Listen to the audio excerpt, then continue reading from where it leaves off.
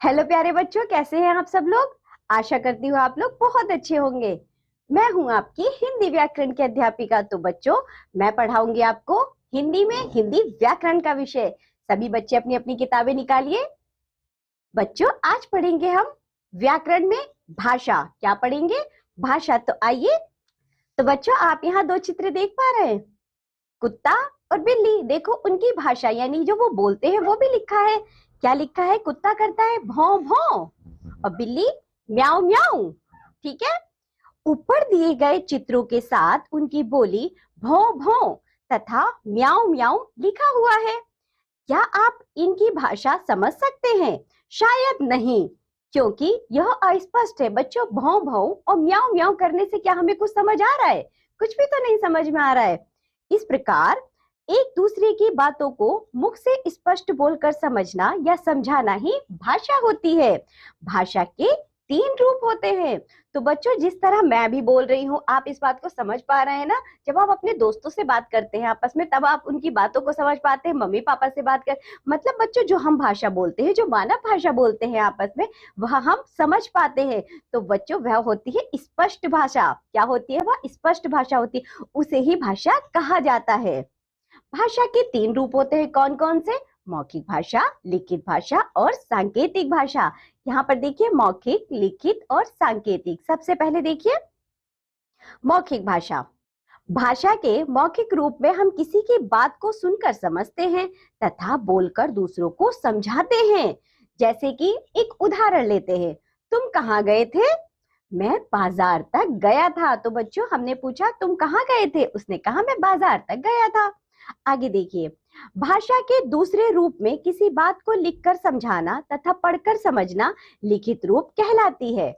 जैसे बच्चों, जब कोई भाषा लिखी हो, यानी कि जब हम अखबार पढ़ते हैं, कोई किताब पढ़ते हैं, तो उसमें लिखी हुई जो भाषा होती है, पहले हम उसको पढ़ते हैं और फिर हम उसको समझते हैं। वह भाषा का हमारा लिखित रूप कहलाती है। ठीक है। किसी के द्वारा लिखा गया पत्र या पुस्तक पढ़ना व समझना, यह लिखित भाषा होती है। अब देखिए बच्चों, संकेतों के द्वारा अपनी बातों को समझना या समझाना भाषा का सांकेतिक रूप होता है। किस तरह? देखिए, चौराहे पर लाल बत्ती का जलना बुझना या ट्रैफिक पुलिस द्वारा किए गए संकेत। बच्चों, आपने अक्सर देखा होगा, जब हम कहीं बाहर जाते हैं, जो चौराहा होता है उस पर रेड लाइट लगी होती है ना। मतलब रेड जब लाइट हो जाती है, जब बत्ती लाल हो जाती है, तब हमें वहां पर ठहरना होता है। जब ट्रैफिक पुलिस वाले बच्चों खड़े होते हैं, तो वहां पर वे हाथ से इशारा करते हैं ना कि आप लोग यहाँ चलो, अच्छा आप लोग ठहर जाओ। तो ये सब क्या होता है? ये संकेतों की भाषा होती है। आपको रुकना है, आपको रुकना है, आपको चलना है, इस तरीके से संकेत करते हैं ना। तो बच्चों, वे कुछ बोलते तो नहीं है और ना वे किसी के सुनते हैं। वह बोलते नहीं है, ना ही आपको वो लिखकर बताते, वह आपको हाथ के इशारों से यानी कि संकेतों से बताते। जो रेड लाइट होती है, हरी लाल पीली जो बत्तियां होती है बच्चों, वह हमें संकेत देती है कि हमें कब रुकना है, कब रुकने के लिए तैयार होना है और कब हमें चलना है। ठीक है। आगे बढ़ते हैं।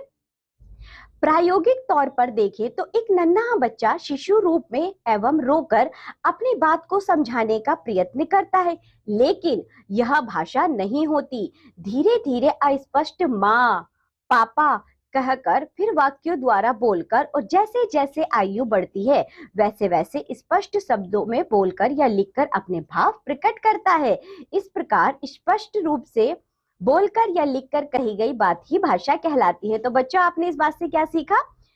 जो प्रायोगिक तौर पर जो नन्हा बच्चा होता है, देखा गया है ऐसा कि जो छोटा सा बच्चा होता है बच्चों, वह तो बोलना नहीं जानता ना। वह सिर्फ रोता है जब उसको भूख लगती है या उसे जब कोई तकलीफ होती है, सिर्फ वह रोकर बता सकता है। उसके बाद में जैसे जैसे वह बड़ा होता है तो कुछ कुछ शब्द बोलना शुरू करता है। कहता है माँ, पापा, जो भी आसान आसान शब्द होते हैं पहले बच्चों वह बोलता है। उसके बाद जैसे जैसे बच्चा बड़ा होता जाता है तो वह भाषा के कुछ और शब्द बोलने लगता है, कुछ कुछ वाक्य बोलने लगता है। तो इस तरह बच्चों वह भाषा को सीख जाता है। आगे देखिए फिर, भाषा इसका मतलब क्या होती है? जो बच्चा रोता है वह भाषा तो नहीं बोलता ना, हम उसे भाषा नहीं कह सकते क्योंकि उससे कुछ स्पष्ट नहीं होता है। इसी तरह बच्चों, जो भाषा बोलकर स्पष्ट रूप से कही जाए या जो लिखा हुआ है उसको पढ़कर स्पष्ट रूप से समझाया जाए, वही भाषा कहलाती है। अध्यापक बच्चों से कुछ स्पष्ट वाक्य लिखने व बोलने के लिए कह सकते हैं। जैसे कि बच्चों, मैं आपको बोल रही हूँ, आप स्पष्ट रूप से बोलिए और स्पष्ट रूप से आप कुछ लिखिए। बोले गए वाक्य भाषा का मौखिक रूप व लिखे गए वाक्य या शब्द लिखित रूप होते हैं। तो बच्चों, जो बोले गए वाक्य होते हैं वह भाषा का मौखिक रूप और जो लिखी हुई भाषा होती है वह भाषा का लिखित रूप कहलाती है। इसी के साथ ये पाठ होता है यहाँ समाप्त। अब हम मिलेंगे आपसे अगली कक्षा में, तब तक के लिए बाय बच्चों।